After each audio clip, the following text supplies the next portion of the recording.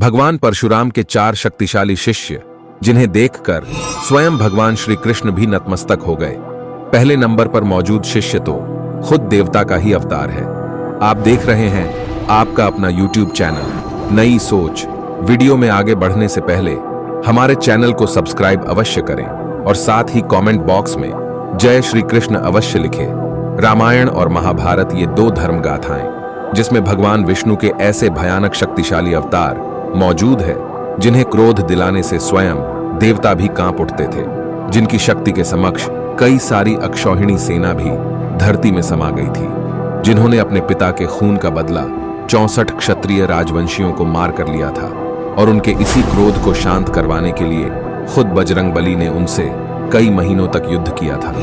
हम बात कर रहे हैं भगवान विष्णु के अवतार यानी भगवान परशुराम जी की, जिनकी शक्ति की कई गाथाएं आज भी जोश जगा देती है, जो 8 चिरंजीवियों में से एक है और आज भी इस धरती पर विराजमान है। कहते हैं परशुराम जी बहुत ही क्रोधित स्वभाव के और अपने क्रोध को शांत करने के लिए उन्होंने महादेव का यज्ञ करने की ठानी। इन्होंने अपनी शक्तियों का सही उपयोग करने के लिए शिक्षा देने की ठानी।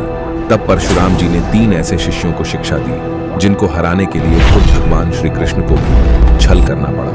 परशुराम जी के ऐसे दिग्विजय शिष्य जो बेहद शक्तिशाली थे, और यदि भगवान श्री कृष्ण कुरुक्षेत्र में न खड़े होते तो ये तीनों शिष्य बिना किसी सेना के महाभारत युद्ध को मात्र 5 दिन में ही खत्म कर देते। जब अर्जुन ने भगवान श्री कृष्ण से पूछा, माधव, यदि इन महारथी योद्धाओं को छल से न मारा जाता तो क्या होता और इस युद्ध का क्या परिणाम निकलता?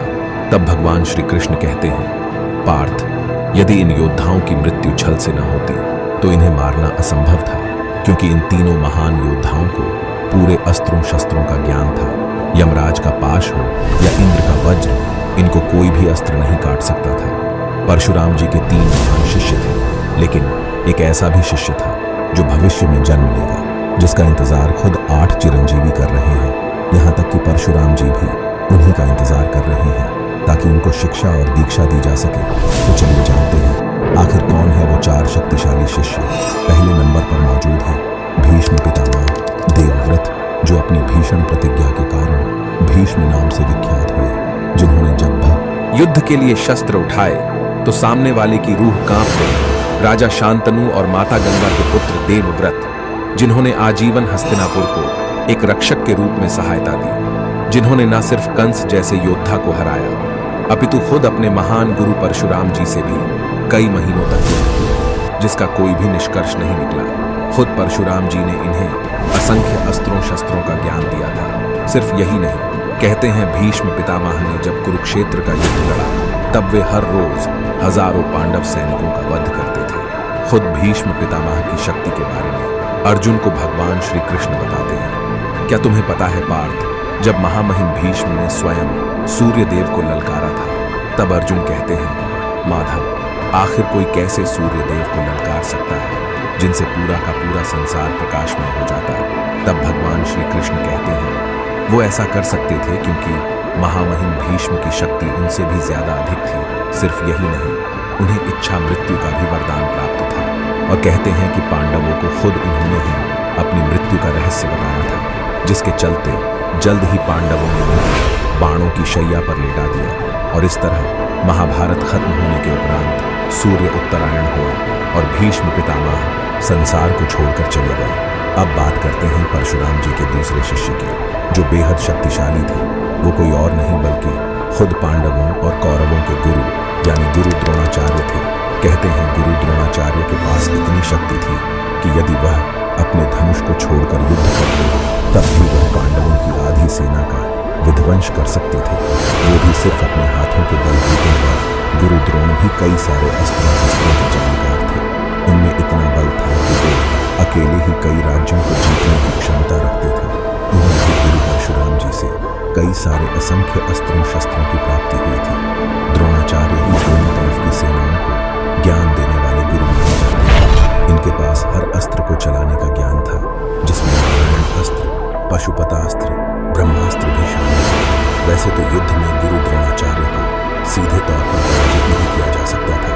तब भगवान श्री कृष्ण ने भीम से कहकर एक अश्वत्थामा नाम के हाथी को मरवा दिया और हर तरफ खबर फैला दी कि अश्वत्थामा यह सुनकर द्रोणाचार्य ने हथियार दिए और तब धृष्टद्युम्न ने, जो कि स्वयं पांचाल देश के राजा द्रुपद के पुत्र थे, उन्होंने द्रोणाचार्य का वध कर दिया। द्रोणाचार्य को छल से ही मारा गया, अन्यथा इन्हें मार पाना किसी के भी बस की बात नहीं थी।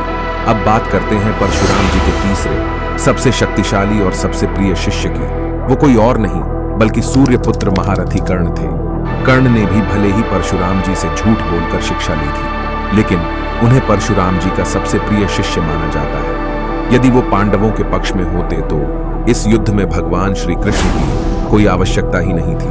स्वयं अंगराज कर्ण ही लाखों अक्षौहिणी सेना के बराबर थे, जिन्होंने इंद्रदेव को अपने मात्र 3 बाणों से भयभीत कर दिया, जिनके सम्मान से बड़ी उनकी दानवीरता थी, जिनसे समाज ने बालपन से ही घृणा की। तब दुर्योधन ने उनके अस्त्रों का और उनके जीवन का सम्मान किया। जिस प्रकार कर्ण ने उनका त्याग नहीं किया और मृत्यु को हंसते हंसते स्वीकार किया, कर्ण में ही नहीं बल्कि उनके बाणों में भी इतनी शक्ति थी कि वो बजरंग बली के होते हुए भी अर्जुन के रथ को 3 अंगल पीछे खिसकाया करते थे। वो भी सिर्फ एक बार नहीं बल्कि असंख्य बार उन्होंने ऐसा ही किया था।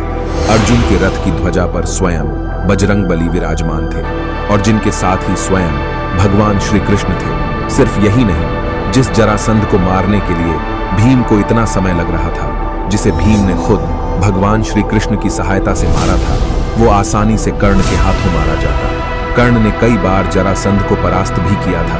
कर्ण एक ऐसा योद्धा था जिसके लिए जरासंध को परास्त करना बहुत ही मामूली सी बात थी। उन्हें मालूम था कि जरासंध की मृत्यु कैसे होगी, परंतु कर्ण ने मित्रता के कारण जरासंध को जीवित छोड़ दिया। कर्ण की तारीफ खुद भगवान श्री कृष्ण भी करते थे।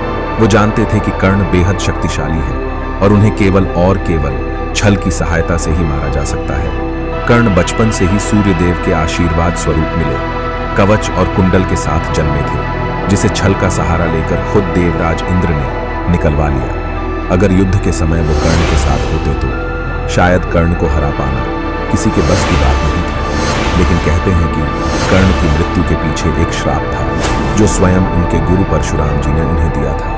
जब उन्हें पता चला कि कर्ण ने झूठ बोलकर शिक्षा ग्रहण की है, तब उन्हें विद्या भूलने का श्राप खुद परशुराम जी ने दिया। सिर्फ यही नहीं, कर्ण ने परशुराम जी से कई सारे शक्तिशाली अस्त्र शस्त्रों का ज्ञान प्राप्त किया था, जिसे उन्होंने समय समय पर उपयोग भी किया। लेकिन अंत में वो अधर्म की राह पर चल पड़े थे, जिसकी वजह से उनका भी छल पूर्वक वध हुआ। अब बात करते हैं भगवान परशुराम जी के आखिरी और सबसे शक्तिशाली शिष्य की, जो खुद एक भगवान होंगे, जो स्वयं भगवान श्री विष्णु का 10वां अवतार होंगे। हम बात कर रहे हैं कल की अवतार की। श्रीमद् भगवद गीता में ये वर्णित है कि संबल क्षेत्र में एक ब्राह्मण के घर कल की अवतार का जन्म होगा, जिनके गुरु कोई और नहीं बल्कि 8 चिरंजीवियों में से एक और इस धरती पर अभी भी मौजूद स्वयं गुरु परशुराम जी होंगे, जो उन्हें शिक्षा दीक्षा देंगे और उन्हीं से उन्हें प्राप्त होंगे कई सारे असंख्य अस्त्र शस्त्र।